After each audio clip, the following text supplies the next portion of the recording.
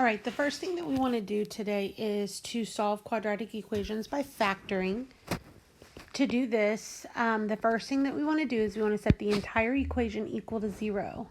So we want to get all of our variables and our constants to one side of the equation.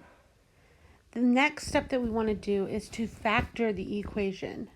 So this actually is the more difficult part of solving because there are multiple ways to factor. So every equation at this point might look a little bit different. Remember some of the ways that we could factor. We could use a GCF. We could factor by using perfect squares. The difference of perfect squares. We could factor by using our table. We could factor using a table and having to group. So this is really, the second step is really where most of your math is going to take place. Then the next step is we're going to set each factor equal to 0.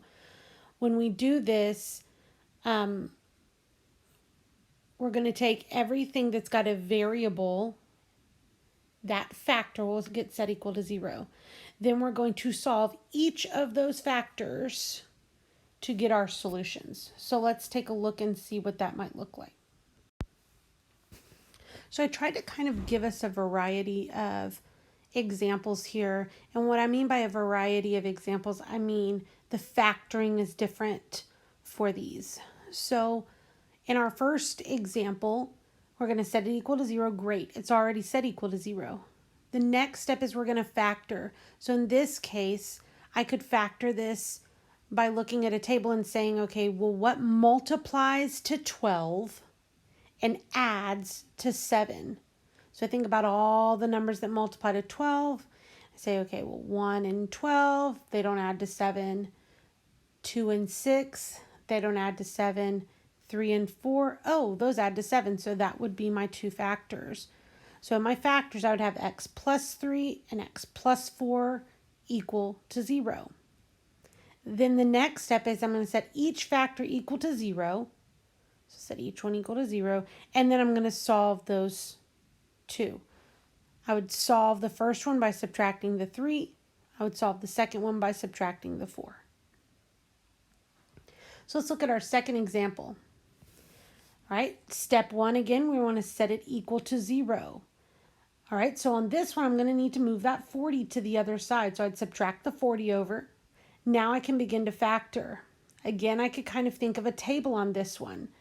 So what multiplies to negative 40 and adds to a negative 3? So I make my table and I say, okay, well, 1 and 40, those subtract to give me 39. 2 and 20, those subtract to give me 18. 4 and 10, those subtract to give me 6.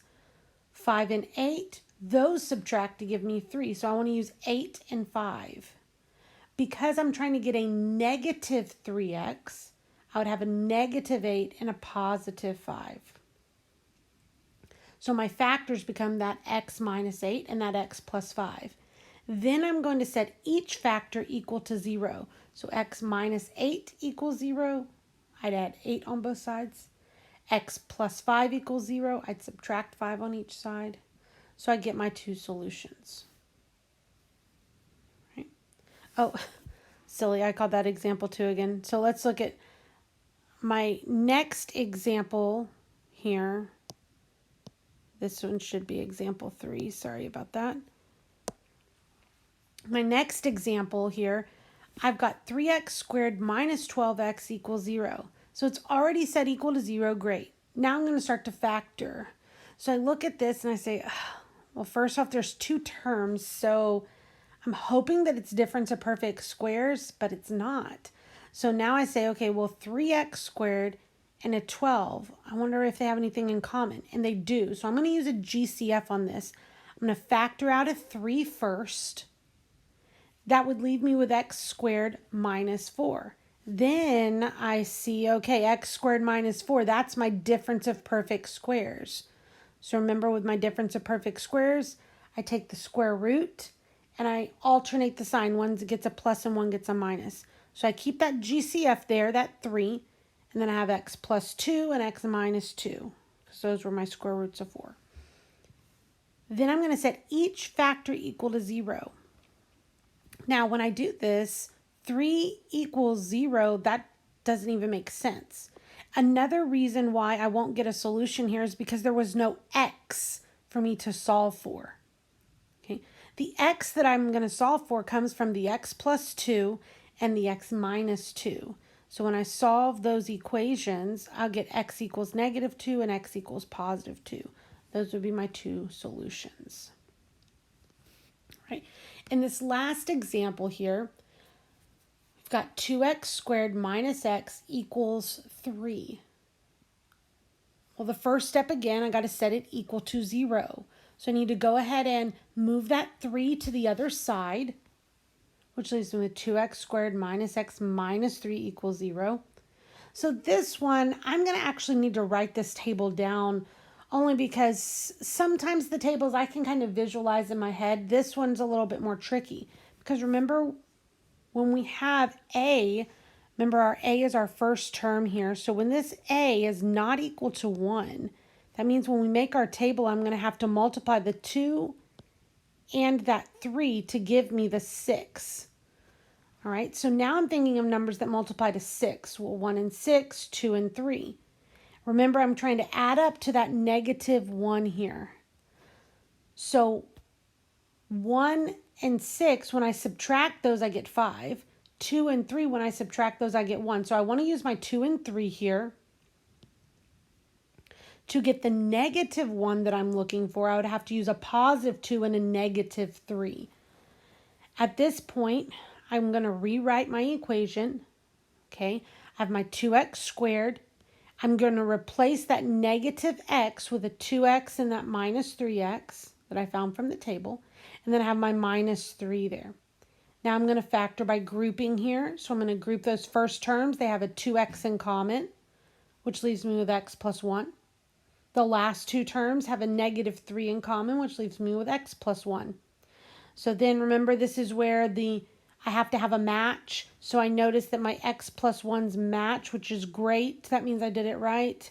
So I'm going to take that match. That x plus 1 is one of my factors.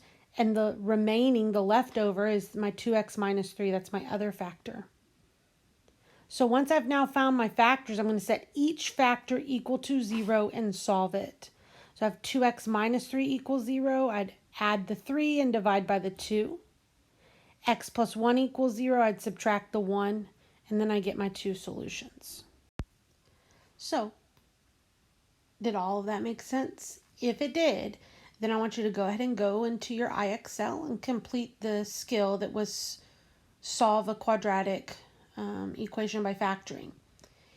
If you're thinking, oh my gosh, I really forgot how to factor, she just kind of breezed through that and I do not remember how she was getting those factorings, then I want you to go watch the review factoring video first before you go try IXL.